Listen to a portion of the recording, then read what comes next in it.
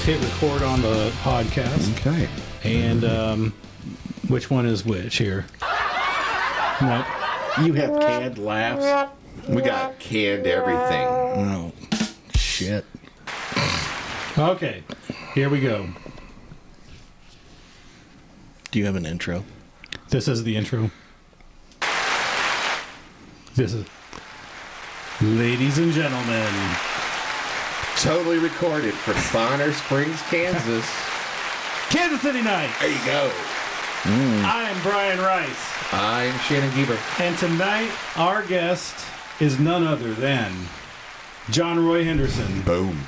Lead singer, or one of the lead singers, for one of the most, for the most esteemed AC/DC tribute. I almost called it a KC/DC tribute. I still haven't gotten quite past that. I call the real band KC/DC. That's how. That's how good they are. How hooked. Okay. Right. How I flipped it. Anyway. Well, that was nice. I don't know if that's true or not. Totally. Nah. Yeah. All right. So let's get to it. Let's do that. So, thank you for joining us, John Roy. Yep. Thanks for having me finally. Fine. I am still. Right. You're number 6. It's I'm number okay. 6 between you two jackasses.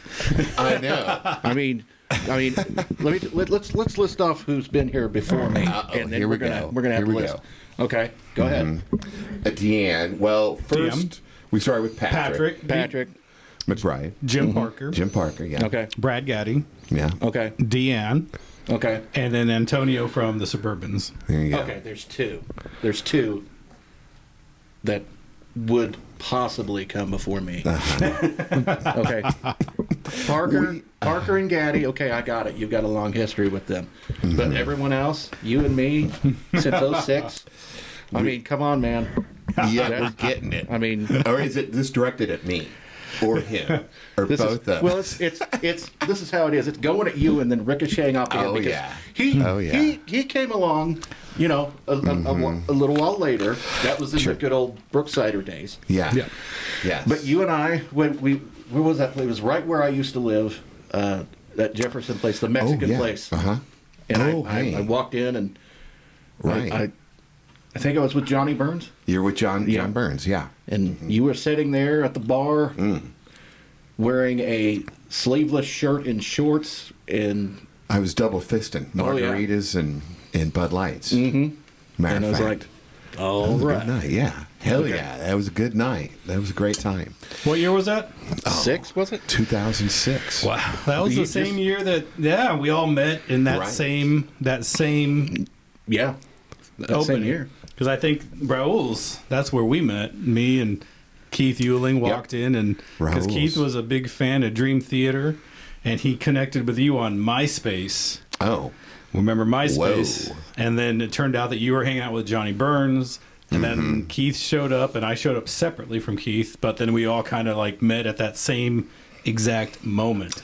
When did you start doing songs with the Zeros? What year was that, do you think? That was before I met you guys. Was it? Okay. Wow. So let's just start from the beginning. We'll just start because We can if I do start that. going back in and out, Yeah, my no. timeline. Right. That's okay. So I started doing Brian Johnson and singing like that, actually by accident. I was at Pittsburgh State. It was about 2001, 2002-ish. And there was a bar called PJ's, I believe. Used to be there on the Strip. It's not there anymore. This is in Pittsburgh. Pittsburgh, Kansas. Yeah. And yeah, I used to go there with some, a group of people. And it's Thursday night, college night. Yeah. And they also have karaoke. But they had like dollar beers, and really we were just there to get pissed drunk off dollar draws. And I never had done karaoke or anything like that before. I was smoking way too much. I mean, that was just the Right. chain smoking. I was Yeah. in college. I was, That'll get you that Brian Johnson voice. Yeah. Easy. Yeah, but I mean, I didn't smoke before I got to college. And actually, I didn't start smoking until I was at Kansas State because years later, it's easy to come back and look at something that was 20 years ago, and you've had time to kind of like, well, why did I do that? Why did I start smoking, or why did I do it? And it's, a lot of it was anxiety for me. Okay. I mean, a lot of it's also a lot of the reasons I did a lot of the stupid shit I did. Well, was yeah. Well, I mean, it was fun, but a lot of it was anxiety. I remember the first time I had a cigarette, and I never smoked. I was with some friends of mine in Kansas State, and they, we were drinking and stuff, and then they just started saying, egging me on, and then I was drunk, so I just finally started. And unfortunately for me, I was like waking up the next day, okay, I got to go get one of them. Oh, yeah. So it just, right. Right. But I know how you feel. I know how you felt. Here lately, though, I mean, over the last, probably 4 or 5 years, I've pretty much, I chew, but smoking-wise, I don't. I mean, the only time I'll smoke, if I'm out, like at the bar or something, which is rarely. I mean, I don't go out anymore. I'm a dad, and, I don't have the time or money or any energy to do it. Yeah. Occasionally would do it, but... So you're not smoking cigarettes anymore, because there was a period of time where you were using that really to get the Brian Johnson voice going. Well, actually, it's reverse. At the beginning, back to my story, is I got the Brian Johnson voice because I was smoking. I didn't know it. Okay. What happened was, so back to the story, we'd go out and do karaoke, and I was plastered, and there you go. I just was like, who gives a crap? Let's just try it. And I went up there because I'd do it in my car like everyone else. I'd sing and sing like Brian Johnson. Right. And one time when I was at Kansas State, I remember I just gotten the Stiff Upper Lip album, and I was listening to it on my headphones and my computer, and I was singing it to myself in that raspy kind of voice, but I wasn't singing for anybody. I thought I was alone in my dorm room because my roommate was in class, and when I got done, I was kind of jamming out, and I got out of the corner of my eye, I saw somebody had walked in because they'd heard me from the hallway, and they're like, dude, you sound just like that guy. It's like, really? Yeah, you do. I was like, whatever. So what year was this? That would have been 2000, 99 or 2000. Wow. Well, no, it would have been 2000. Brian, did you know that he went to K-State? Yes, yeah. Like for one idea. semester or for 1 year? 3 semesters. I had no idea. Hey, I went to 3, and then the president asked me to leave. So, Wellfold? Huh? John Wellfold asked you to leave? You know I got a signed letter from him saying, "Stay the fuck away." What'd you do? Well, it was John Wellfold who was the president at that moment. He was a longtime president, so he would have been the guy at that moment in time. Well, I think that he and I kind of didn't see eye to eye on the academic part of Kansas State, where I was more of the party. Long story short, guy. I remember that guy. I studied a little bit, but I wasn't. Yeah. I wasn't in I just wanted to party. So you didn't directly piss him off or anything, right? Well, like John no. Roy Henderson. I just for the love of God, bro. But here's the thing, though, and this is true because sometimes people ask me, it's like, well, you told me this or that. Simultaneously to me being removed, simultaneously, I'd ran out of money anyway. So, right. It just kind of all worked out because I went home for a semester. It would have been the spring semester of 2001, and I went and worked, and I went home. I started working again. I kind of got my mind right because I was not in a good place when I went back. You're young. Well, and impressionable. No, because I was 21. Young. And it's okay. I mean, it just I had look where you are now. Well, yeah, but at the time, It was bad. I mean, it was pretty dark. I mean, some stuff that I'm not going to talk about here happened. No, but that's okay. That's all right. It so got me straight, and I went to Pittsburgh. all right. So There you go, Pittsburgh State University, the Pittsburgh Gorillas, State, yeah. Pitt State, and 2 Pickets to Pittsburgh. Wait a minute.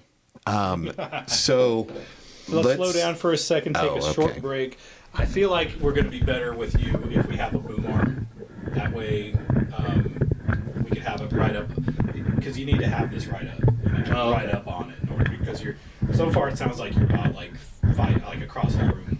Oh, well, That's it. edit that. No, it's all right. Why don't we? You know what? Let's start over. I don't know that You're okay? I mean, okay. It's just this, All right. Cool. this little bit here, and I could tell by the way he doesn't want to lean. It is a pain to lean in if you don't have to. Yeah, I'm a leaner. Here, I'll take that Should just from you.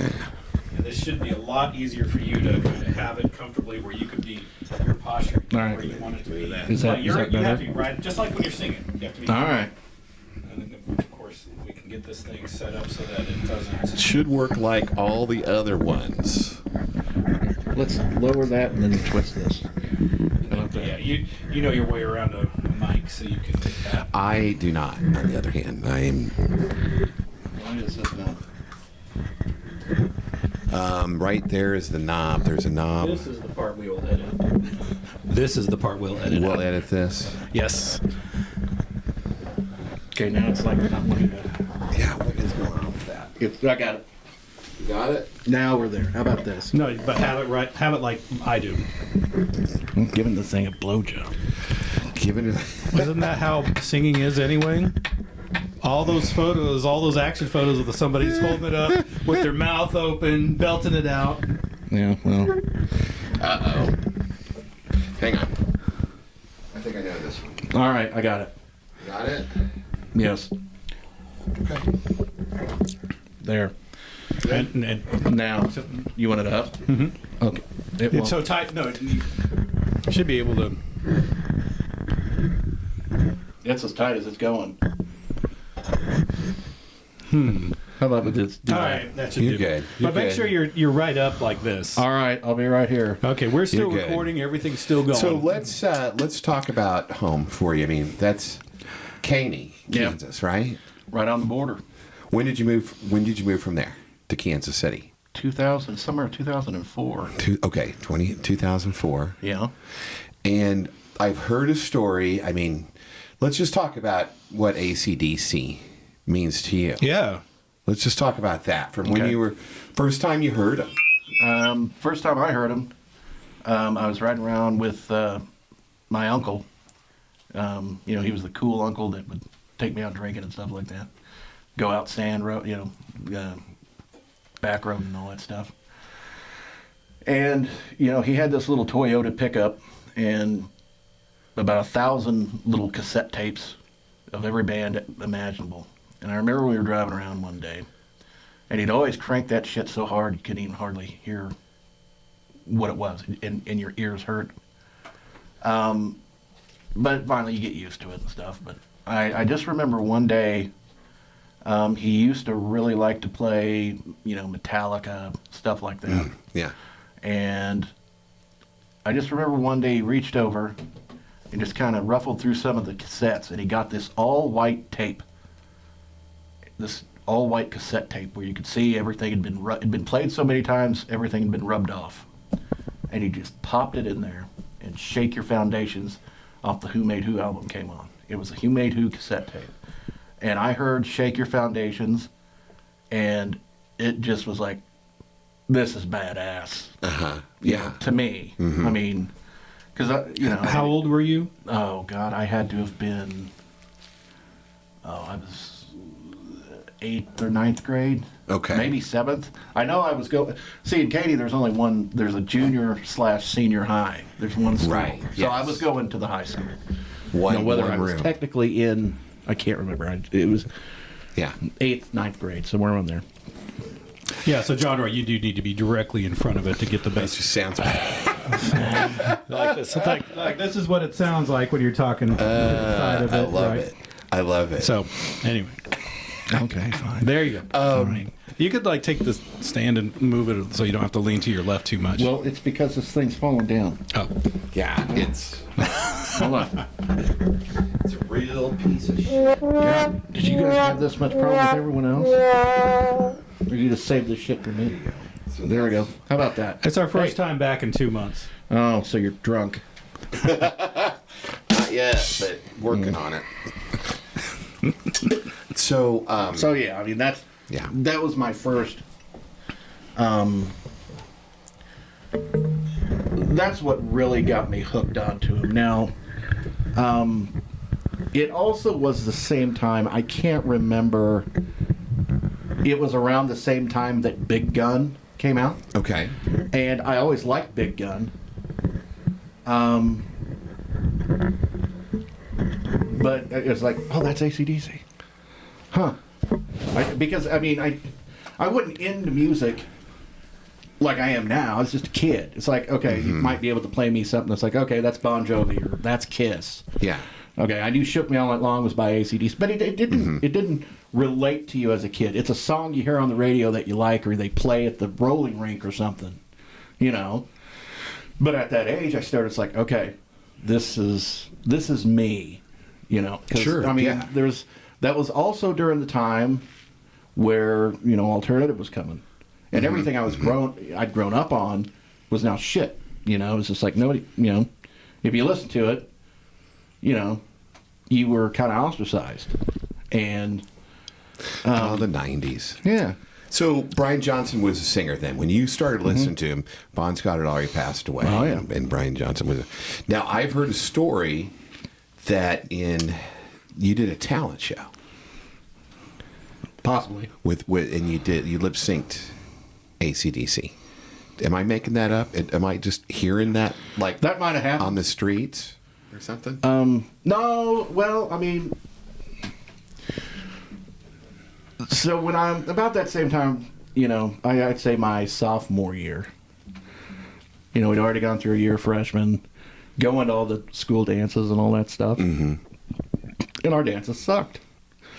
It literally was like what you see on a comedy show where everyone's just literally standing right by the wall. Oh, sure. And you have two or three cool Everybody's kids. separated, yeah. Yeah, you have two or three cool kids that are out there that are dancing, and everyone else is just kind of, it's kind of like, what's the 16 Candles? They have the dance at 16 Candles, and you got the people up in the seats, and then you have kind of all the nerds like John Cusack and Anthony Michael Hall and Long Duck Dong. Well, yeah. Well, Long Duck Dong was dancing. So. Oh, there you go. But it's been a while since I think. We were all, most of the people would just stand there and kind of. It was just like a watch party, and it sucked. Mm-hmm. And unless you lucked out and you had a date or something. I relate. Kind of the same experience. Yeah. Yeah. Before discovering the cover band scene, it was very much going out with Keith in particular. It was stand on the wall and just watching everybody dance, and it's like after a while, it's like, why are we? What is the point of this? We're not engaging or doing it. But then when we discovered the cover band thing, it was like a whole other. Oh, yeah, wow, it is. So back to that. In between the summer of my freshman and sophomore year, I'm trying to remember how this all started. It was just one summer day. We were all out of school, Parents are at work, so we got the houses to ourselves. And I had found a maroon velvet jacket that was identical to what Angus wore at AC/DC Live. Right, okay, nice. Wow. And I had gone to the mall with my mom and found, because back in the 90s you could find that color in anything. I found some shorts that were the same maroon as the jacket. Right. And the jacket was my grandma's. And it fit me. Grandma was styling. Well, it was a velvet jacket. Yeah.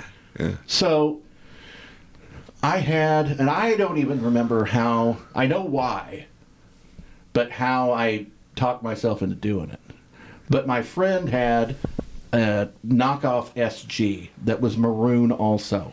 And SG is the same guitar Angus plays. Okay. Okay, so I got that, and I dressed up like Angus. I had a maroon hat. And I was over at Wes Sewell's house, and they put on AC/DC Live, and I just mocked doing Angus. Nice. Okay. Just going nuts, and everyone loved it. Uh-huh. And I fucking loved it because I had AC/DC Live, the videotape down to a science. I mean, that's why when I'm on stage doing Brian Johnson, people come up and say, man, you look just like Brian Johnson. Hey. Well, there's 30 years of watching AC/DC Live. You got the moves down, Yeah. dog. For And sure. So finally, because these dances sucked, I got egged on to be like, dude, go do it. Dude, go do it. Uh-huh. And so, you got about 2 people dancing. No one's not doing shit. I mean, it wasn't cool like someone spiking the Kool-Aid or something like that. No, it's literally just lame as shit. And I had the DJ put on "Shook Me All Night Long," Okay. which is a dance staple for every high dude, school in America. Yes. We'll talk about that. Yes. And it starts. Everything's quiet, and everything had been.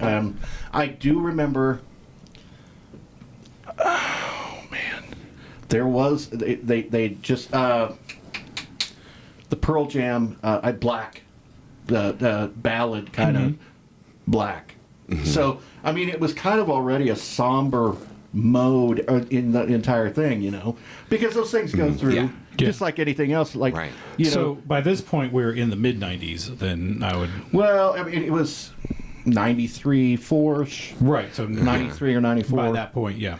So and you're all jamming at 90s grunge.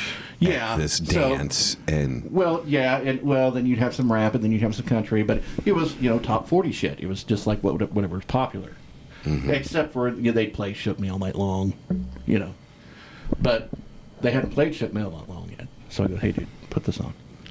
So they just got done playing "Black" by Pearl Jam, and you've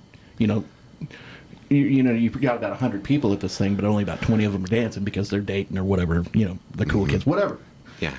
And they start sparsing out, and so it's like I guess they're waiting for the next song or something. And I, Brian. Okay. Pretty much every. Okay. All right. you're good. So Open up and say ah. all the kids that it's sparsed out, and it was kind of dying down, and it was kind of like, okay, what's next? And then you just hear that.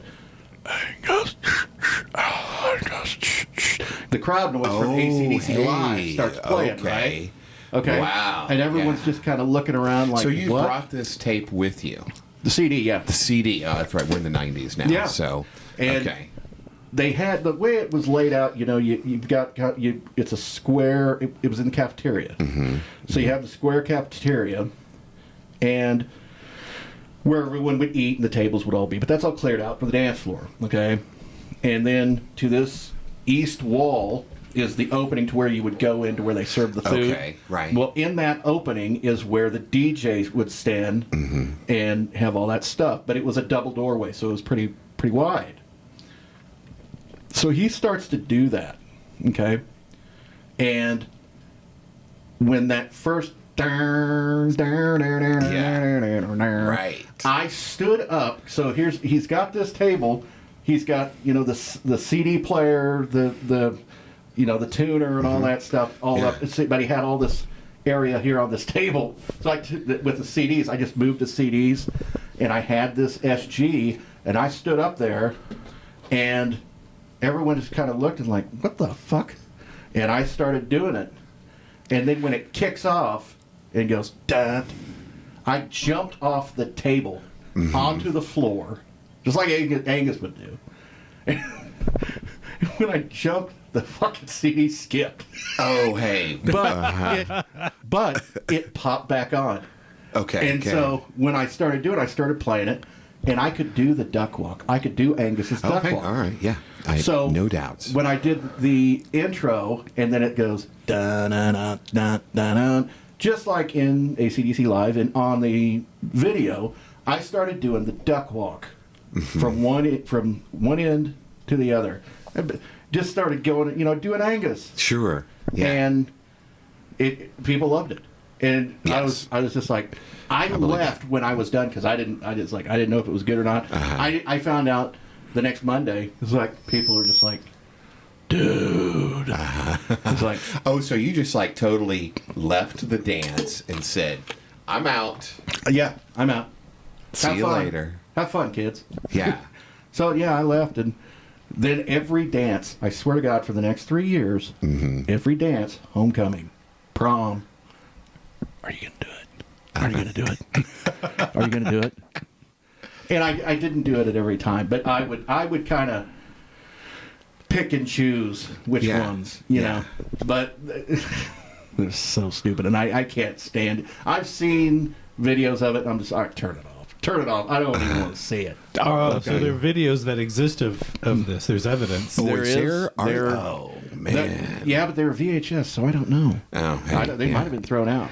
Yeah, they're probably somewhere. Get them converted to digital. Right. Well, Easy. I don't know, maybe. Easy peasy. But that was the beginning. And Hey, way to be ballsy and own that in freaking 8th grade, dude. because I had zero fucks. I gave 0 fucks, man. I was just like, dude, 0 fucks. you know what? You either hate me or you like me. You know, I love that. whatever. And it just after that, I never did it again. And I still listen to AC/DC. I started broadening out a lot. Actually, there was a point in time where I didn't listen to AC/DC really much at all. Oh, wow. Okay. Not because I didn't hate him or anything. I hated him or anything. It's You just were like, Ozzy came out with a new album, so I jammed on the Ozzy album. And Right. Kiss, Kiss had just started back up again. So, Okay. I was kind With of the makeup. with the makeup. Right. In Yeah. '96. Yeah, So yeah. for a couple of years there, I was like, I kind of hopped around, but AC/DC was always there. Yeah. AC/DC was that rock. It was the building point for everything else. Because I really loved Ozzy. For about a 2-3 year span, it Same, me was too. all Ozzy / Black Sabbath. Yeah, sure. Yeah. And it was like, We- AC/DC. We saw John Roy and I saw Black Sabbath together, as a matter Yeah. of fact, Oh, wow. at Sandstone. Sprint Center. No, we did. But was I thought great. were you at, I guess that I was went. Clint. Yeah, it was one of the Sewells. A combination, I have seen Ozzy / Black Sabbath, I believe 7 times. Wow, that's good for you. Okay, while we're talking about, how many times have you seen AC/DC?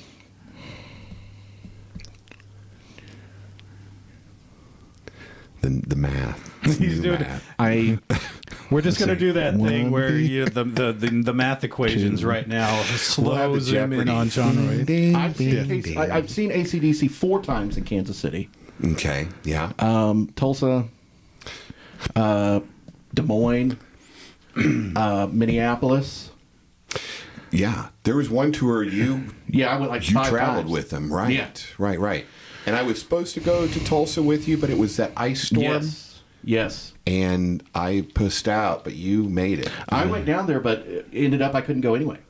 Because by the time I got down to Caney, the night before, I'd taken off work, they literally shut down Highway 75, and I couldn't get It was to a Tulsa. big ice storm, man. That was a big But precipitation. the cool thing is I had a cousin that lived in Tulsa. Okay? And if you were in Tulsa, you could make it. So he went because I gave him my tickets. I was like, dude, just take my tickets and use there them. you go. And I talked to him. I was like, dude, did they end up playing?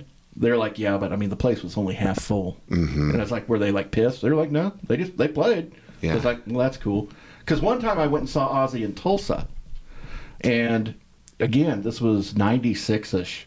So we're still real heavy into that grunge, Pearl Jam, Okay. Ozzy's Not Cool time. This was before. This actually was one of the first concerts called Ozfest. Oh. It wasn't the Ozfest Festival. Wow. All right. But they called it Ozfest because the friends that I were with, because it was like a Tuesday night. And it was Tulsa in Convention Tulsa, Center. Tuesday night in Tulsa. Yeah. Okay, that's 4BOK. Yeah, it's Tulsa Convention Center. And at this time, not a lot of people were coming to Tulsa. Not a lot of people were, adding Tulsa. Tulsa had kind of died off because from the 80s up to about 92-ish, anybody who was anybody was coming to Tulsa. It was usually on the second leg of the tour, but it was, they quit coming. And Ozzy finally comes, and you could tell he was pissed. He was not happy. But, I mean, I'm telling you, it was... We had, like, bowl seats, and we were front row. There were so little people there. Oh, wow. We worked our way up. Dang. I got sprayed with his water gun. It was the first time he actually... Okay. It was the first tour he was using the water gun. Wow. The high-power water gun. Sure. Yeah. Nice. And we got deep shit when we got home because, man, my mom was pissed when I got home. She's like, you smell like fucking Ozzy. Where you been? So then, with all you listed, I think I counted like 9 times you've seen AC/DC. Was that a solid number there, or is there more? Are we gonna go double digits on this? Double down? No, it's not double digits. So 4 times, 4. No, wait a minute. 4 in Kansas City. Stiff Upper Lip was the first one I went to in Kansas City at Kemper. Everything else was at Sprint Center. So that would have been the Black Ice Tour. Black Ice Tour, I saw them twice, including one time when I won front row tickets from Johnny Dare. Hey, I remember that. Yeah. I remember that. And that was one of the greatest things, too, because I got such great pictures of Brian. Uh-huh. But one of the shitty/cool things that happened was there was this drunk dick that was right behind me. And I was wearing my Brian Johnson hat. Uh-huh. Mm-hmm. And he just... And I guess... I can't remember. I don't know if my hat had like kind of fallen down or if he just grabbed it. But he threw it on stage. Yeah. And I just turned around and it's like... What an asshole. What are you doing? Right. And when I turn around... Brian Johnson picks up my hat, tosses it back to me. Wow. And I was just like, boom, there you go. There's life. That's the universe. That's universal, man. Yeah. And that's great. He kind of stepped back and looked away, and I grabbed my phone real quick, and he came back, and I think he saw me, because when I got a picture of him, he's just doing this, pointing right at me. And I have that picture to this day. You give me goosebumps on that. You need to send us that picture so we can put that in here. I got it on my phone. I'll give it to you. Yeah. So, send that over. That's great. So have you ever met them? No. That's it. That's as close as you got. I've right there. Well, I mean, I when we were in Des Moines, no, Minneapolis. When we were in Minneapolis, me and my buddy, we were about 16 rows back, right by the extension. So when he came down, he grabbed my hand and shook it. Oh, there you go.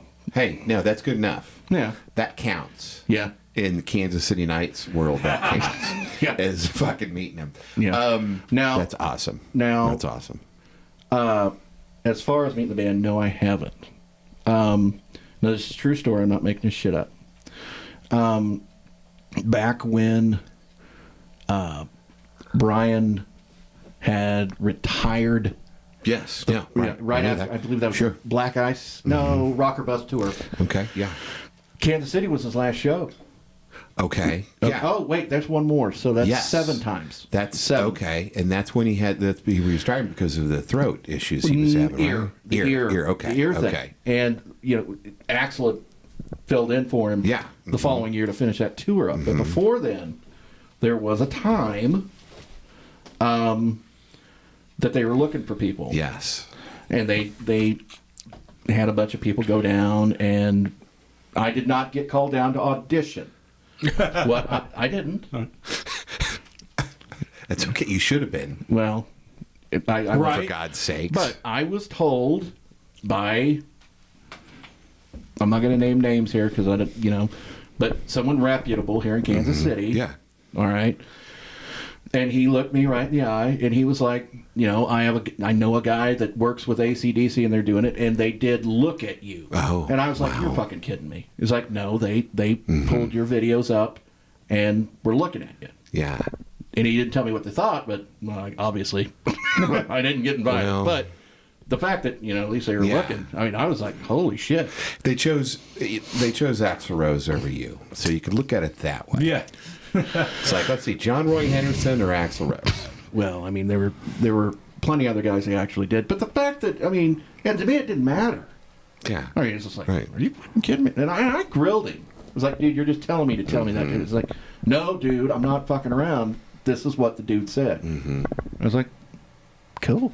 That is cool. Yeah. That is cool. So And that was fun. for anybody that's listening is heard you do your bit. I need to take a break for a minute, just for a second. Kansas City Knights will be right We'll back. be right back.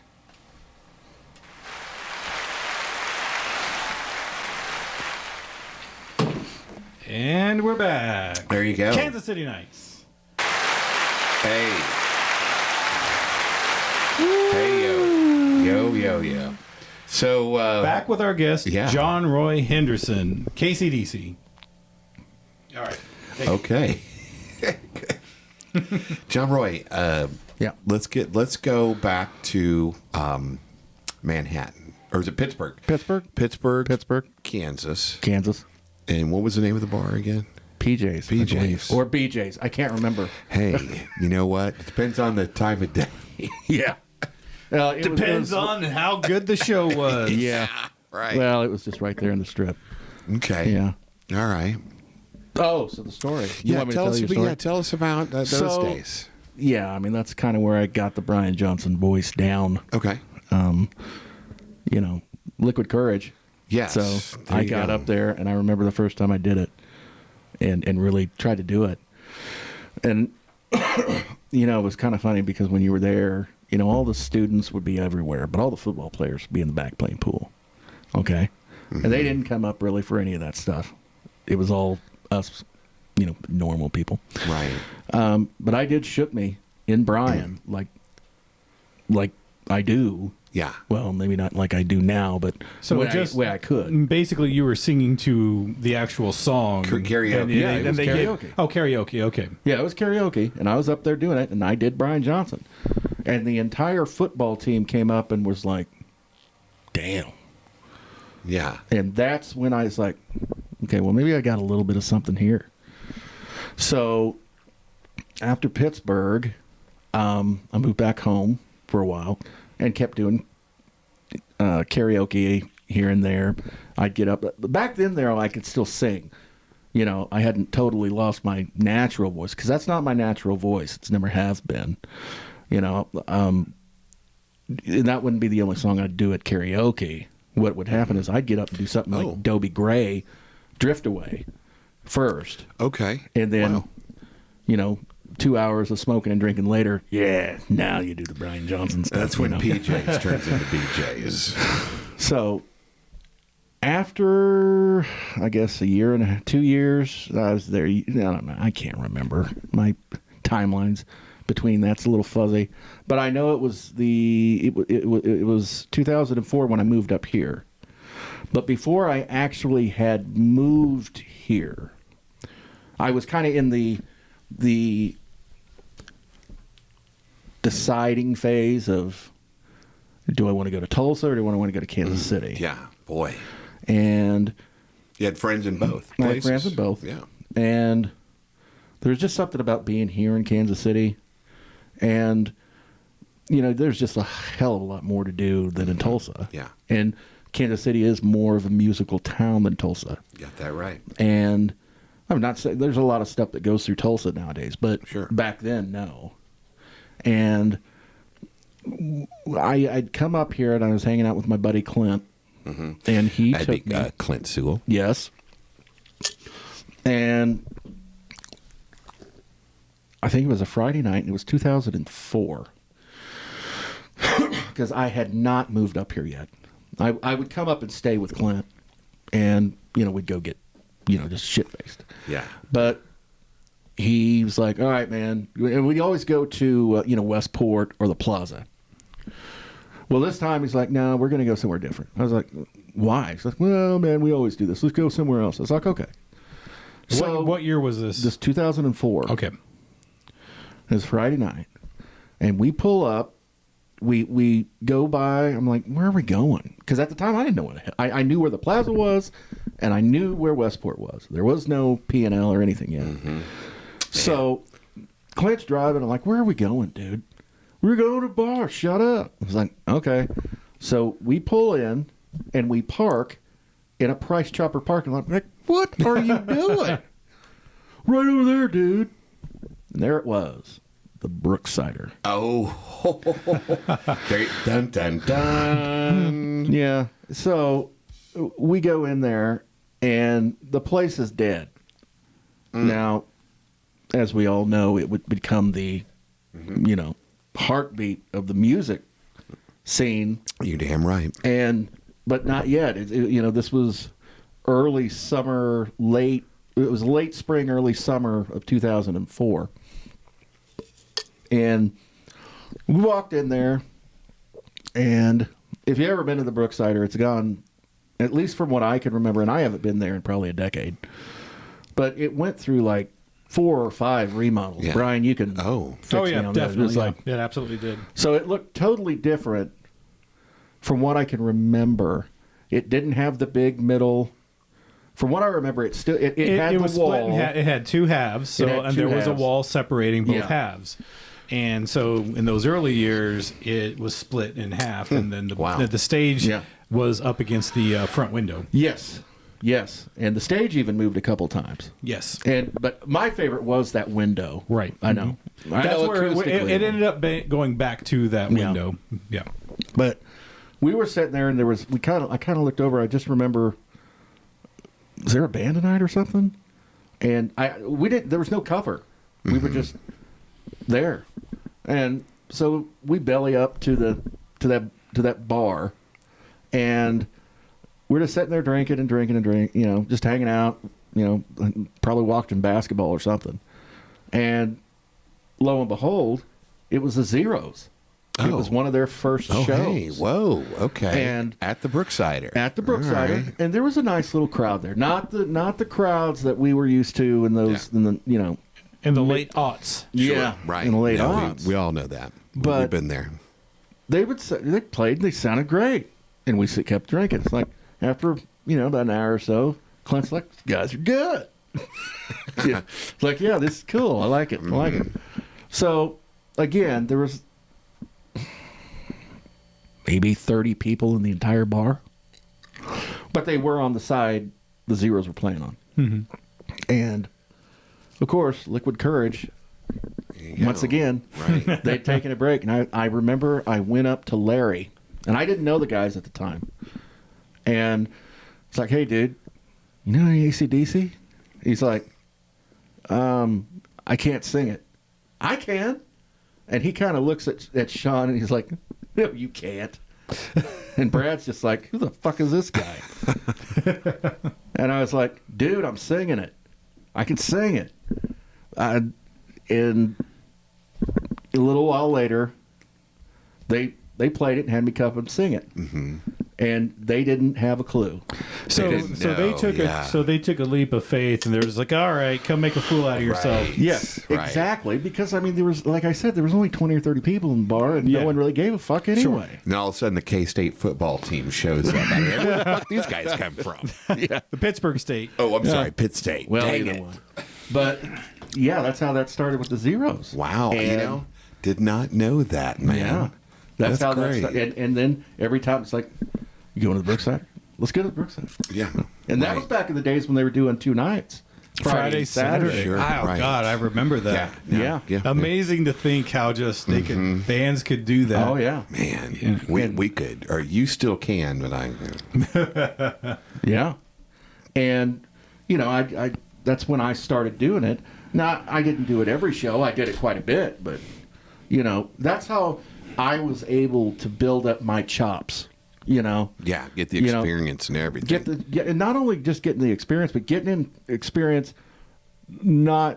It's a totally different vibe and crowd almost. If you're at like a karaoke bar, where it's like, go do whatever the fuck you want, or you're there to see a show and put on a show, and people care because they're paying. That's totally different, man. It's not screw around time. You need to, put out a quality product, Yeah, And sure. that's how I built my stamina up. That's how I, got my courage up to do it. And it's like, hey, I can do this, and I can do it well, and I can, the people like it. And so, all I did, and that kind of started to roll over into other bands too. Okay. And I mean, PC, Perpetual Change. Change. Yeah, same, right? Yeah. 90 Minutes. 90 minutes. Uh-huh. Singled Out. I mean, it was There you just go. like There's another one. Singled Out. Singled Out. I vaguely remember this. Singled Out. Who was in that band? Oh God, I can't remember. And please forgive me. Please forgive me. I can remember all their faces. I remember Lindsay was the girl singer, and I think the bassist name was Mark. I vaguely remember. They would play. I vaguely remember a band called Singled Out, but I don't remember who.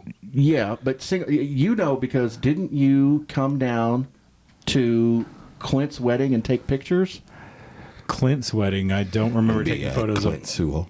Yeah. Nope, that wasn't me. Well, they came down and played. I thought maybe that's when they came out. They went all the way down to Bartlesville to play his wedding, but I can't. It's all hazy. I'm trying to go off what I can It was remember. all hazy. No, that's okay. That was like If you were in the band Singled 18 Out years ago. Yeah. 18 years ago, please let us know who you were. Unsolved Mysteries. With apologies. With apologies.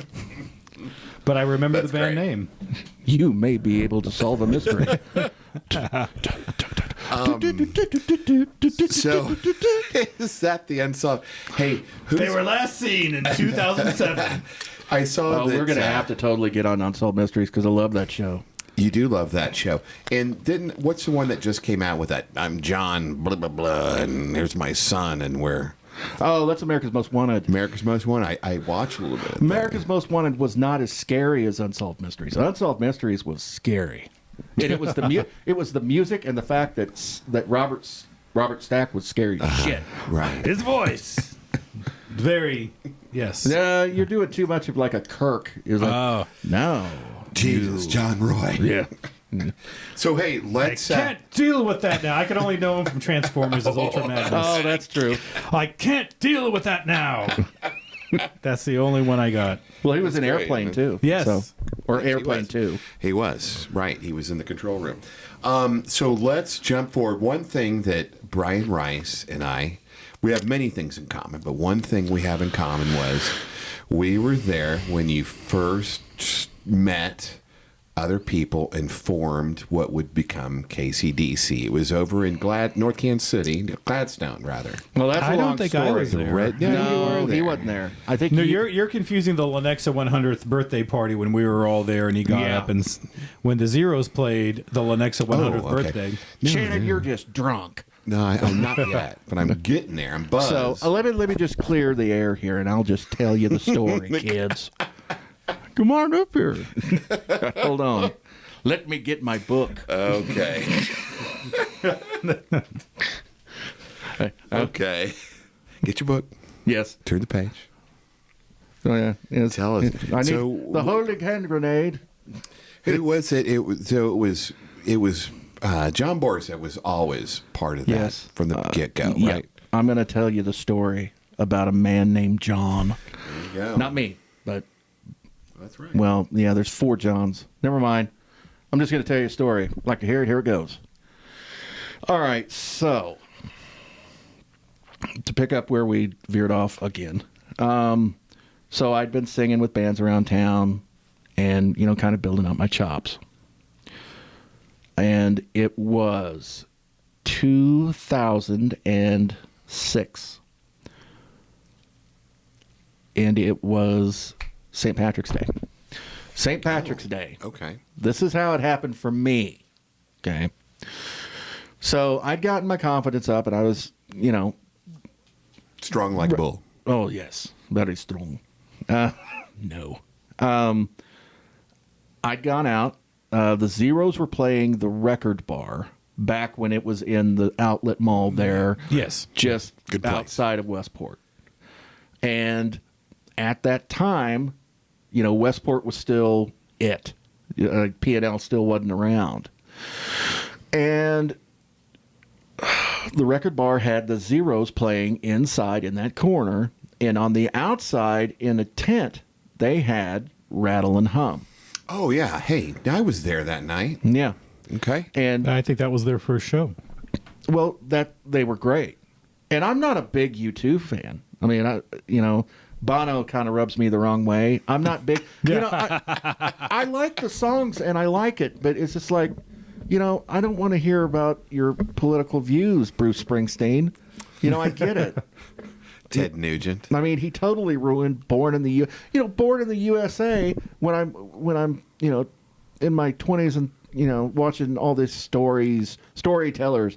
Well, it's not really a happy song, and I hated it when Reagan used it. I'm like, dude, Dr. Death Steve Williams came into that song and beat the one-man game. You shut your mouth. He won the UWF World Title coming into your songs. You there you go. We got wrestling now. Oh, yeah. We got a wrestling reference.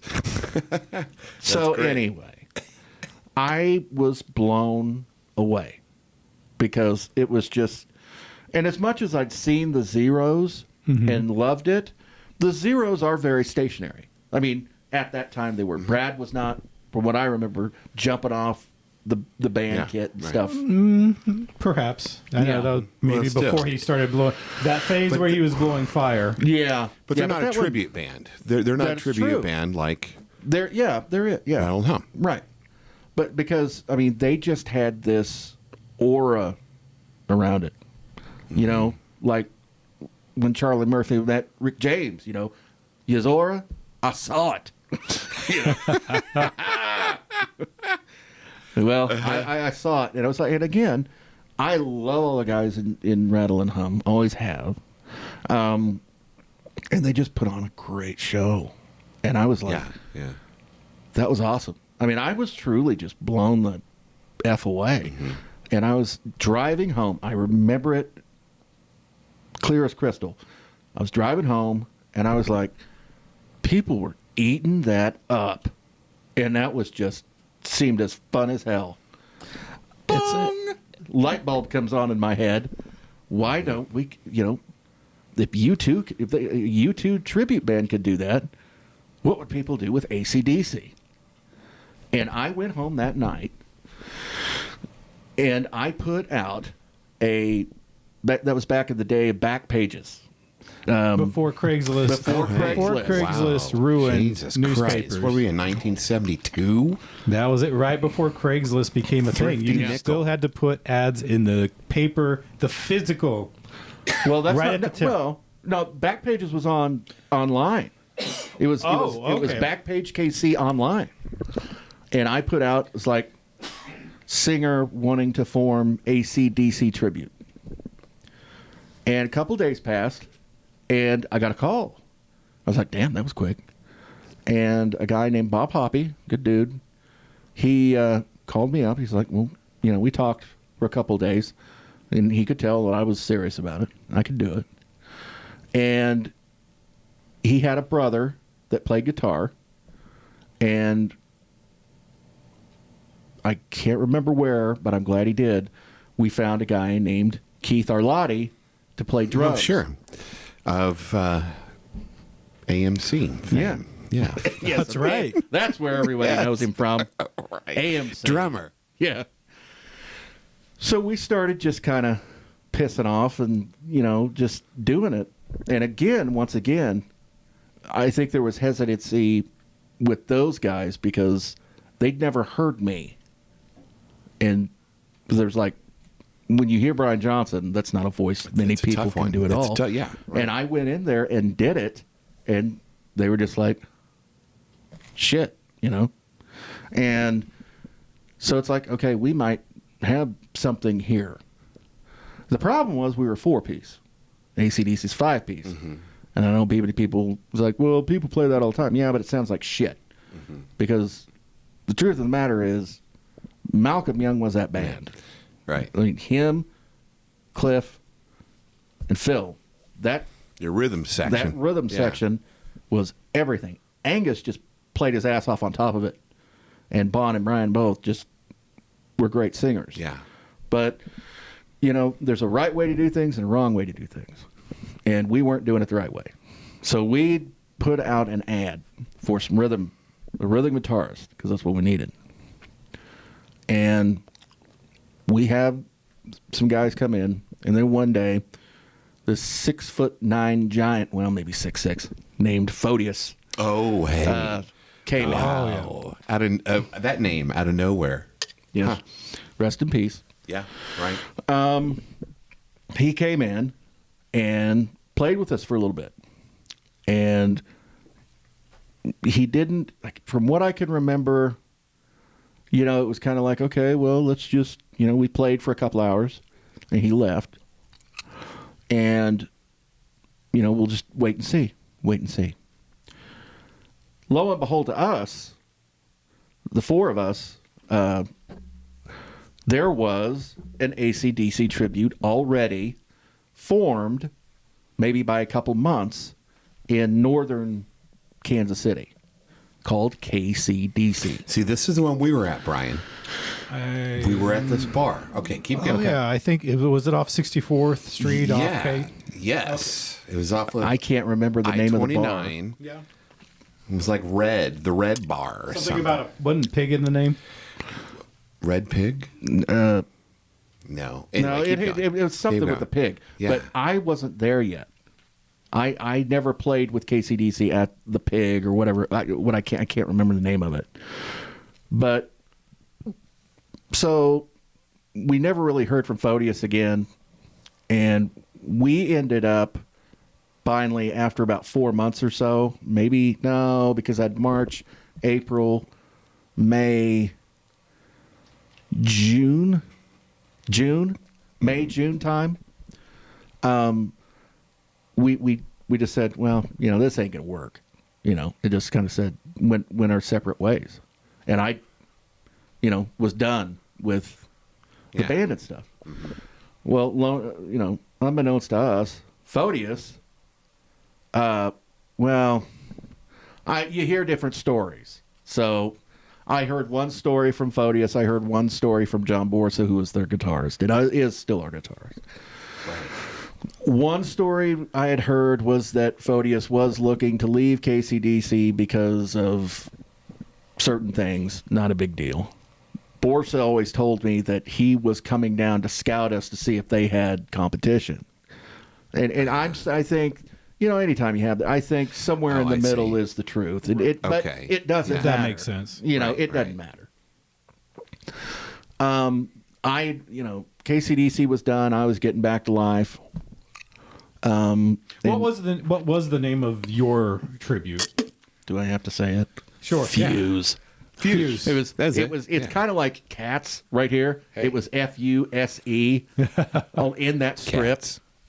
God, Keith still gives me shit about that name. Keith Euling? That was no. Oh. Keith Arlotti. Keith Arlotti. My bad. I don't know why I threw Keith. What were you thinking? That was dumb. It's like, okay, sorry. But so you meant you were done with Fuse and you're going back to life. I was. It's like, okay, well, I tried to do a band or something. It's not. I'll be fine and happy doing karaoke, maybe jumping on stage with somebody once in a while. I was like, it's not a big deal. I have fun, But then, as luck would have it, it was June, and we were all over. Me and my friends were just hanging out at my friend Brian Sewell's house, and we were bored as hell. It's like, well, you guys want to go see a movie? No. You guys want to play cards? No. And I popped up. It's like, you guys want to go see a band? Yeah. So we tried to. Now that I'm thinking about this, it's all coming back to me. I can remember because I jumped online and I was like, well, I wonder if the Zeros are playing.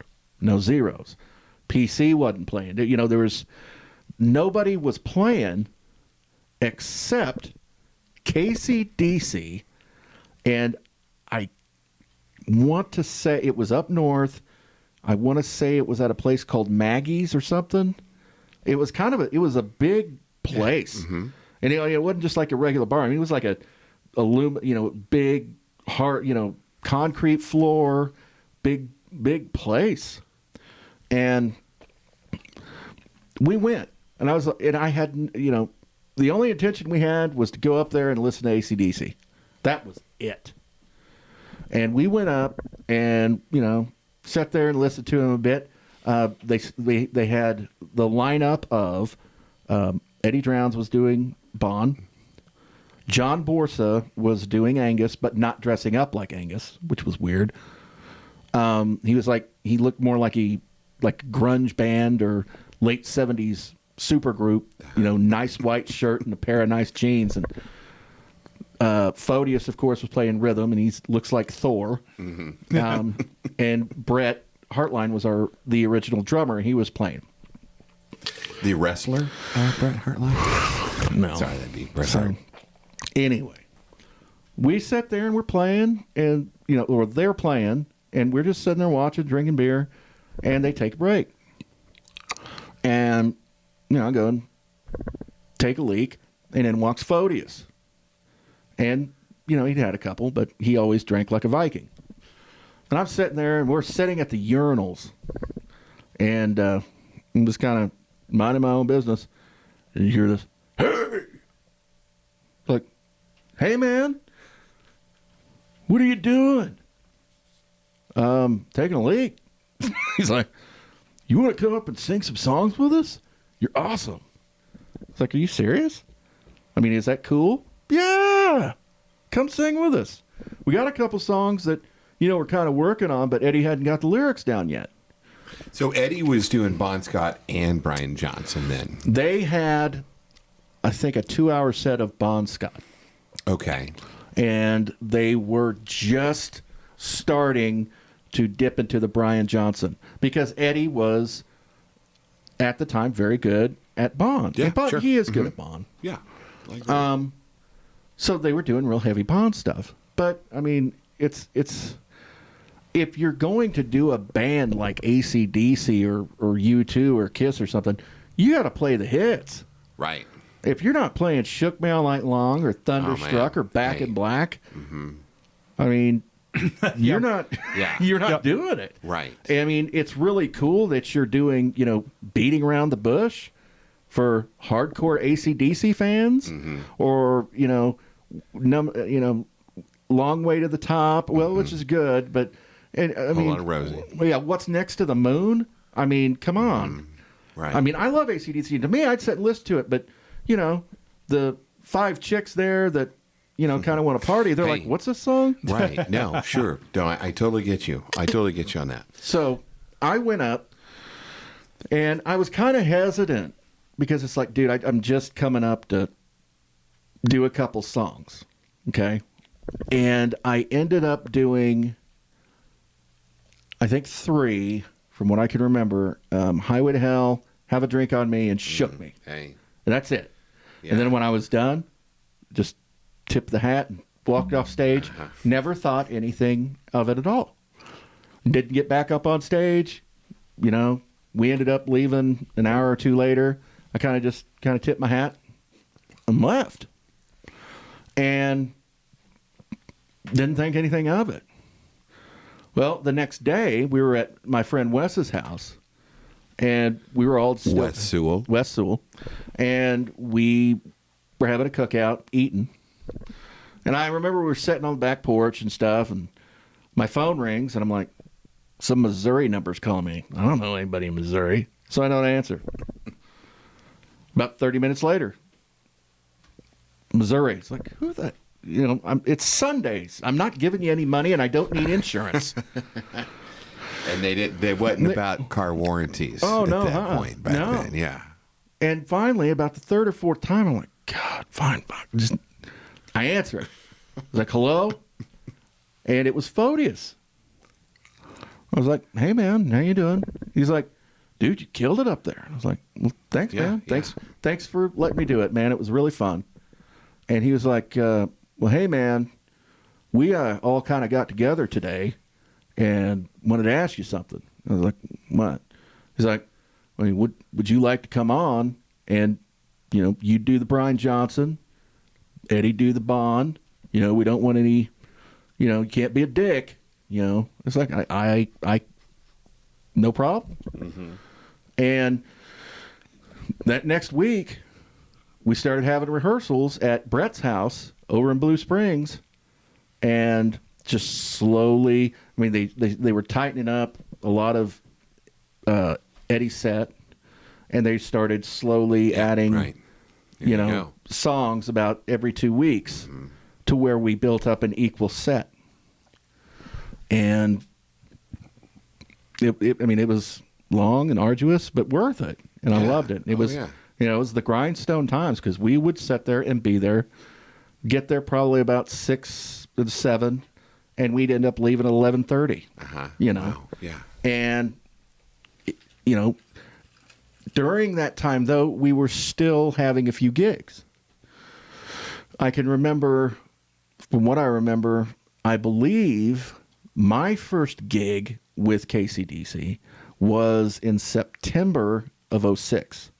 And it was at, it was that bar right off Black Bob and Flum, or Quivira and Flum. O'Shea's. No, it wasn't O'Shea's. O'Shea's was by the AMC 30. Right. That was in that strip mall. This is where Flum, College and Flum. It's where College. Danny's. Right. That's where we played. That was my first show. And I had a lot of people there, Brian, Clint, and Wes, and some other friends came. And, I think I had about a 6-song set. And, it went well. Yeah. And so we just, from there, kept building it up, kept getting a lot better. And, here we are almost 20 years later. Yeah. So then you and John Borsa, Dr. John Borsa, and Keith Arlotti, that's kind of, you guys have been together this whole time, right? Well, no, because now that I'm glad you brought that up, because after about the first year of it, maybe around 2008, 2009, somewhere around there, Brett, from what I can remember, he got a promotion or something, and it was, I can remember there were times, because he worked for the railroad, and I remember we'd get done with shows like at Harrah's or something, and he'd be having to haul ass and getting out of there because he was on call. And he literally had to get to a site at 2 o'clock in the morning on a Sunday after playing a gig. And I was like, God, that sucks. But, and there were other times where, we'd start getting to the point where, we'd get gig offers, but, not available. This isn't available or whatever. And I remember, we were like, well, Brett, would you mind if we had a fill-in drummer? And he was cool with that because it was just a couple of gigs a year. Mm-hmm. And that's where Keith came in. I get you. Because I was like, well, I know this drummer and he's good. Yeah. So he returned, from being in Fuse, he returned as a sub. Yep. And then gradually became the full-time drummer. As Brett phased out. Yeah. Because with Brett's kid was young when we started. But, time flies. And before I could remember, his kid was in high school playing baseball and stuff, and he has tournaments. And it's like, you got to do what you got to do. Yeah. No, I mean, Brian and I, you and I have seen a few different musicians going through. Yeah, we were kind KCDC. of we were kind of the Spinal Tap. We were kind of the Spinal Tap, and I'm not joking one bit that we were the Spinal Tap of the cover/tribute area of Kansas City. I mean, let's go through the lineup. So the original set KCDC lineup was me, Eddie as Bond, John Borsa as Angus, Photius doing Malcolm, Brett was doing drums, and then we had this guy named Dave who played bass and was a little portly, but cool. And he would dress up like Angus and kind of do the stuff, but he was playing bass. Mm-hmm. Yeah. And people were like, And after a while, some other things happened. It wasn't, just one thing, but we ended up replacing Dave with Bob Hoppy, who was also from Fuse. So it was almost like Fuse is becoming KCDC. Sure. Right. And,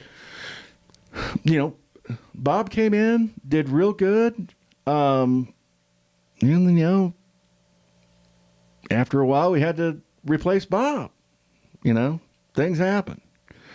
And then after Bob, we got Hammer, our buddy Hammer. And he came in for a while. And then we had to replace him. And I believe after Hammer, we got John Hawes, and he's been there ever since. Okay. And then, we fortunately, we had issues, and Photius had some problems. Yeah, right. We ended up having to part ways. Well, Whatever. yeah. It was, but that was very tragic and sad. Yeah, And I get that. we had Wes. And just a really touch note, like Photius passed away about 10 years ago. Yeah. So, and that's what we're referring to without getting too much into the details of that. We were there he came back. Right, yeah, he had a that's right. He had a motorcycle accident where He did have a motorcycle he accident. lost, his hand was kind of messed up, and he took a lot of took surgery and a lot of therapy, and he was able to get back on stage and perform again. Yeah. And That was neat. but That was a neat it moment. wasn't too long after that he ultimately did pass away. Yeah. And Right, so right. so we're kind of dancing around that okay. salient Yeah. fact. So without I getting don't too want to. deep. I kind of Right. want this to be Yeah. a happy occasion. Right. Yeah, that's all right. Keep going. But it's all Yeah, it is. But, well, while we're at it, let's talk about Eddie. What happened to Eddie? Well, we're not there yet. Okay, So all right. you have to remember we also had Wes at this time. I guess this would have been 2012, somewhere around there, 2013. Borsa had his sons. Borsa is from Canada, and he was, his sons were still in Canada, and he'd go up and visit them a lot. And that started. I don't want to say it caused problems. It didn't cause problems, so I'm not saying that. What it was a thing. It was a thing that we had to work around, and we had Wes come in, young kid, really good on guitar. Is this the one that would pick up the chicks real easy? Yes. Yeah, I remember that dude. Yeah. He's got No problem. he's got his own band that plays Westport a lot these days. Oh, really? No, I thought he was in Chicago.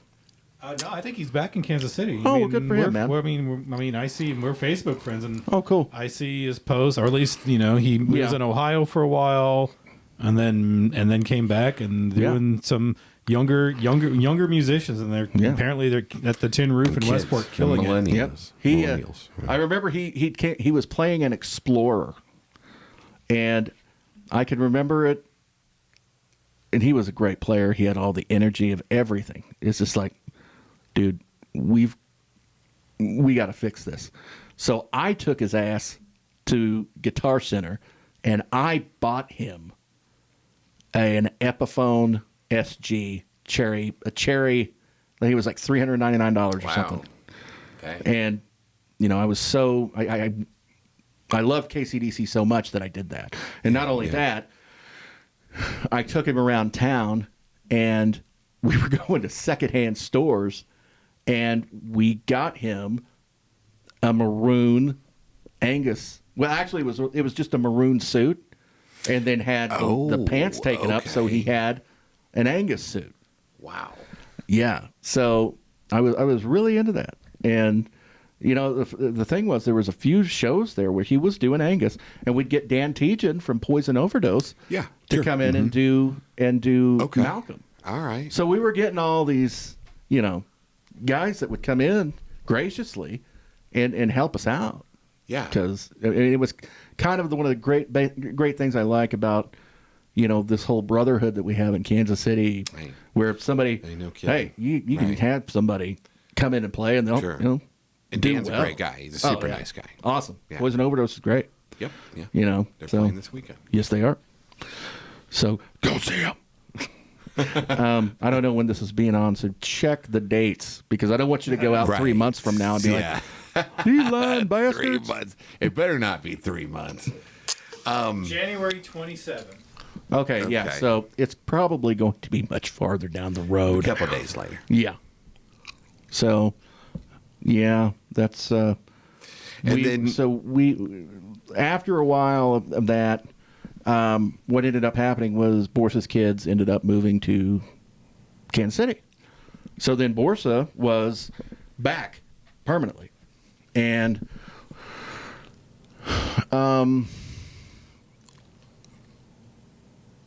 God, I'm trying to remember. I remember. I think Wes was leaving for college or something, or he was getting ready to leave. I think he was leaving for Chicago. You'd have to ask him. I can't remember, but it was amicable. I mean, there was. We did not fire Wes or kick Wes out. You know, he was going to go do his own thing, and he's been doing very well with it, from what I've seen. So, good for him. Yes, so if I understand this correctly, Wes is in a band called The Champagne today. Oh, hey. A cover band called The Champagne. Yes, I've heard of the Champagne. They're really good. And too. Mad Honey is another. I think that's. All right, I think well, Mad Honey is the one I was. Champagne Mad Honey is the one that I was referring to. plays I around. believe. They play around. Yeah.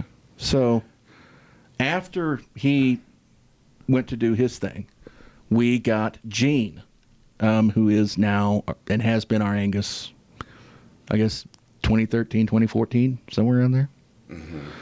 And it was pretty much what KCDC is now, except for, we had the big shakeup with Eddie and Johnny. Rampage. Yeah. That, it's never good to talk about that stuff, but, people always ask. And, I'm not saying anything derogatory about anybody. It just is what it is. Well, Eddie had some health issues, too, right? Yeah. Some serious health issues. Yeah. Yeah. But, it kind of came to a head one night, and we decided to make a change. And Johnny Rampage came in and filled in. Yeah. Well, he came in and filled that spot for Ed. He's done it well, too. Oh, he's done it great. And I'm glad we did, because it kind of got to a point where during those last shows with Eddie, it was very taxing, especially for me, because it would get to a point on stage where I had to really bring everything back to where it needed to be. That the night at Harrah's, it was not good, and it is what it is. I think I was there for that one. Yeah, but I can remember. I can remember that the general manager of the place. I was standing off to the side just waiting to go on, and the general manager came up to me and was like, "You guys are done here." And I was like, "What? What do you mean?" I said, "Do you see that?" And I was like, "Yeah, you're done here." And I was just like, "Shit." So I was like, "Okay, well, I go up there and just tried to do the best I could with it." Well, we're kind of dancing around, like, so you said Eddie wasn't bringing it vocally. We can just, Well, we can there edit were this out. There were substances involved. Oh, okay. So it was, It's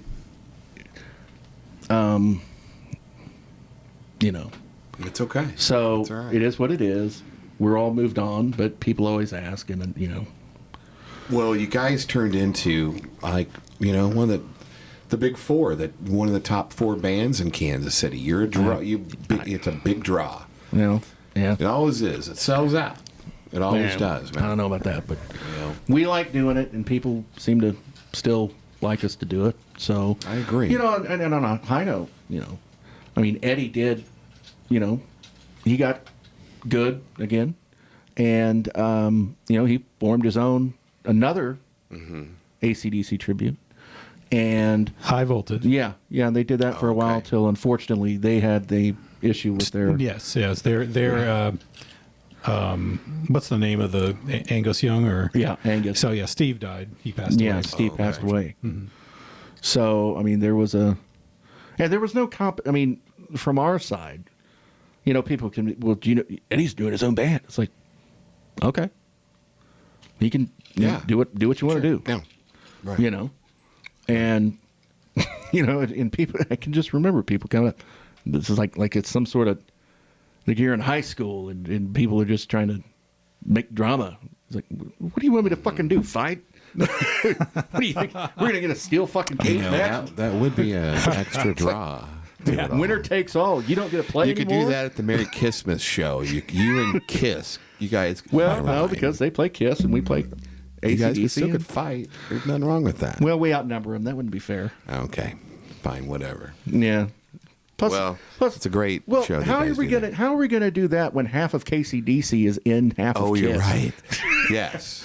Keith, you and Johnny just beat shit out of each other. And whoever wins, you're going to fight on our Keith side. Arlotti is in Kiss? Yes. It Almost Kiss? Mm-hmm. Wow. What did He's I Peter just Criss. finding that out? I guess I just woke up. You gotta get off the crack, man. I know, Jesus. So hey, let's bring this to now. I mean, you guys are really, you're one of the top 4 bands here in Kansas City, in my opinion. Well, yeah. I mean, that's just, to us though. We got it to where I think we're happy with it. People are happy with it. Yeah. And early on, there's always that competition kind of a thing. I think it's an American thing because even in music, which isn't competitive, but America makes it competitive. Like, who's number 1? I sold more records than Taylor Swift. It's like, who gives a shit? High record sales are great, but I mean, are you winning a championship? What are you doing? But still filling a bar and having people come up, especially when you start your songs, bro. I've never seen a room change as much as when you start. Well, thank you very much. There's no doubt about it, and you do a great job. I've got let's just do like a rapid 3 questions real quick for you. What's your favorite AC/DC song to sing? Your favorite. Not crowd favorite, your favorite. God, I don't know. I don't know. I could be 1 of 10. Well, pick one of them then. Oh, God, that changes almost. I guess seconds, you'd have please. to say Shook Me. Shook I guess. Me? Okay, I don't know. sure. No, that's a great one. It's one I've sang the most. Hey, you've sang it the know. most, and boy, the girls like that. Thunderstruck's another great one. Money Talks. Hey, Money Talks. Remember when you had the dollar bills printed out? That was fun. Yeah, that was a great time. That got expensive. That got expensive when making the dollar bills got over $1. It's like, okay, I'm going to make dollar bills. That'll be 50 for 25. Damn it! I'm already losing money.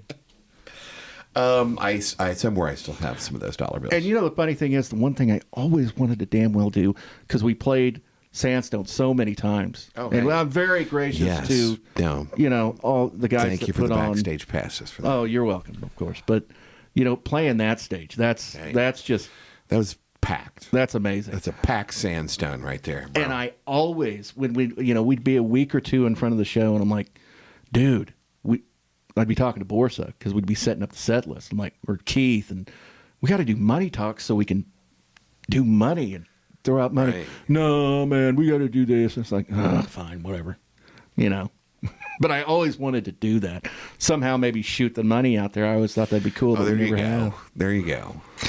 So dial it back to that night at the Voodoo where the general manager told you were done. Yeah. Did you ever play there again after that? Were you able to recover? Yeah. Okay. And the funny thing is, so here's another funny thing. This lightning strikes twice, I guess. So we're sitting there, and we were playing, and Johnny was doing Bon, and he was also doing Kiss.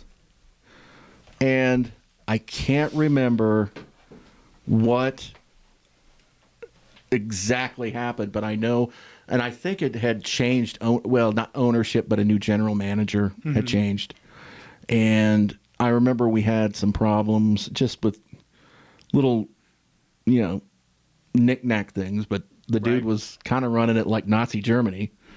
And I was like, okay, well, whatever you want us to do. But, Johnny sets his mind to something, he's going to argue it. Mm-hmm. Because 90% of the time when it comes to music, he's right. Mm-hmm. And there was, I can't remember what. Oh, okay. All right, I remember now. So this is what happened. From what I remember. Kiss, Almost Kiss, and KCDC were playing Voodoo. Mm-hmm. And we were told by members of the staff at the time that they were not going to do tribute bands anymore. Mm-hmm. Okay? That is true. That is what they told and we're talking about. Johnny, while in Kiss garb on stage with Kiss, during the show, had said something to that effect. Mm-hmm. And it pissed that general manager off. Like what, he spilled the beans that this was? Yeah, because I think they were kind of, and this was several years ago, and they were moving away from tribute acts. And Johnny kind of said something about it, and the guy blew up. And there was a time there where we didn't play Harrah's, or I think we played there last year. I think maybe year before, I don't know. Actually, no, I don't think we played. I'd have to look. Mm-hmm. Maybe it was 2 years ago we played. But I think they're still doing tribute bands. Well, the whole COVID thing shut, and then they switched corporate ownership, and now they're having stuff back. Rock Gods is playing this week for crying out loud. Okay, so they are back. Okay, yeah. But we'd also go to Ameristar, and But I mean, finding a gig really nowadays. With as long as we've been doing this, and I don't mean to sound like an old fogey or anything, because we still like to play, but we got so much shit going on in our lives. I mean, I got a 9-year-old I'm trying to reel around, and I'm not 25 anymore. So when I get done with the show, and I still to this day try to put everything I'm into it, because there's a lot more of me, but it's pretty rough Sunday morning, and I'm not, and I don't sit there and get drunk or anything for the show. It's your knees. Leave that to me. And your back. Oh, hey, bro. Shit, I remember. You're sitting there basically eating an entire bottle of Advil just to be able to move. I remember when you pulled a hamstring on stage of Sandstone. Oh God, that hurt. Yeah. I was like, oh man. Hey, Brian, just to let you know, I had to buy a Major Saver card from his daughter just to get him to come here tonight for this show. Hint, hint. Oh, you're going to have to buy one too. Huh. That's what that means. We'll talk about it. It's for my daughter, man. It's for the children. Hey, don't tell me you're getting one from your kids, because we know you don't have that. Not yet. Okay, so what's your favorite? I think I know what this answer is. What's your favorite venue to play? Sandstone. Sandstone, yeah, that's what I was going to say. And you guys pack it. Yeah, that Dream concert. Yeah, and we've been really blessed, I think, because we chose the right band, and not only we were asked, I think, 5 years in a row to play Monsters of Mock / Dream concert, whatever they were holding. Yeah. And that was some of the best times of my life. I mean, actually being in front of about 22,000 people was pretty damn cool. Hey, that's lit. But also, we've had the opportunity to travel a lot. We've played, Indiana. Last year we went up to Minnesota. Yes, Deanne talked about that when we interviewed her. Yeah. Which is my last question. What's the furthest away you've played then? with KCDC? Minnesota. Minnesota. Yeah, it was right outside of Minneapolis with Deanna and them. Okay. That was nice. But Yeah. I think we also got to go to my hometown, which was right on the Kansas-Oklahoma border, Right. and play. And that was pretty special to me. And not only that, Yeah. even before we actually went back to Caney, a year or two before that, we were asked to do the Neowalla Festival down in Independence, which was which is Independence, Coffeeville, Independence, Kansas, Coffeeville, and Caney kind of form a triangle, and everybody always goes to everything. So Neowalla is their big fall festival, Which is Halloween backwards. Okay. Backwards, yeah. And we played that, and that place was packed, and it was so special to me because I saw it was the first time, a lot of the people I grew up with actually got to see me. They'd heard it, they see pictures on Facebook, but just seeing that, and the band, that was that. I think even playing in front of 20,000 plus at Sandstone did not scare me or make me as nervous as playing in front of about 2,500 there in Independence. And it's just a mental thing because it's like it's when you're on stage and you're playing a part. Because to me, yes, I am singing. Yes, we're doing it. But mentally, it's like community theater. You kind of get in this mindset of playing a part, and it's easy to do that when you're not from Kansas City. You didn't go to school here. No one really knows you. It's easy to slip into that role, And when you go home and everyone knows you, everyone knows your backstory and everything. It really changes that whole dynamic. And but luckily, everyone loved it and it was great. But I mean that was the scariest thing I ever did. The scariest show playing. Sure. No. Well, everybody does love you, man, and I'm serious. I've you never guys put me too much on a high pedestal. I've man. never seen a crowd change as much as when you get up there and start singing your Brian Johnson AC/DC songs. I mean, come on. I bet I don't know. You're always your toughest critic, I guess. Yeah. And that's another thing I think, with the guys that we have, and even all of us, all 32 members, that we've had, we've always had that kind of state of mind where what's next? Yeah. What's the next step to take? I mean, we're comfortable, but we're not on cruise control. So what is the next show then? Are you got anything planned coming up? Yeah, we got some stuff planned up. I'd have to look at my phone to do it. That's the other thing about KCDC. 1 minute you got this show, 1 minute everything changes so much. But there are KCDC shows ahead. Well, yeah, and over the years, I mean, you play a lot fewer shows as time. Like you mentioned, you all have things going on in your lives, and other priorities. But I just remember back in the day, there'd be like back to back shows. Yeah. Every night, like there'd be like multiple weekend shows in this, and then that course it segues into fewer shows every couple months and stuff like that. Well, I think that happens with everyone. I yes, mean, exactly. Yeah. I mean, the Zeros used to play every weekend. Yeah. Oh, yeah. And yeah. now you don't really see them that much anymore. February 10th, I think. Yeah. Perpetual Change too. I mean, I'd love to see those guys. I haven't seen them in a minute. Thank you. Thank you for your time, man. Thank you for being the Brian Johnson of Kansas City, man.